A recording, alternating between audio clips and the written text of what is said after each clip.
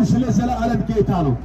ኢየሱስ ክርስቶስ ከሰማይ ሰማያት ወደዚህ ምድር የመጣበት ዋናው ምክንያት በመጀመሪያው በሰው ልጆች የገባው የኃጢአትን ድምፅ የሞትን መንፈስ ሊያስወግድ የአባቱን ተልእኮ ይዞ መጣ። ዛሬ ያለ ኢየሱስ የሚንቀሳቀስ ማንኛው ሰው የሞት መንፈስ በላዩ ላይ አለ።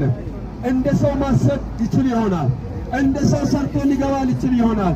በመንፈሳዊ ዓለም ላይ ግን እግዚአብሔር አምላክ ያልወደደው ወዷል። እግዚአብሔር አምላክ የወደደውን ጠልቷል።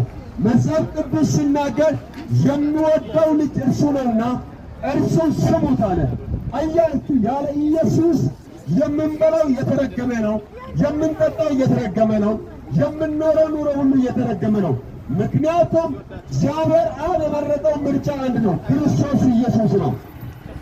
ያለ ኢየሱስ ክርስቶስ የሰው ልጆች በጥፋት ይመላለሳሉ።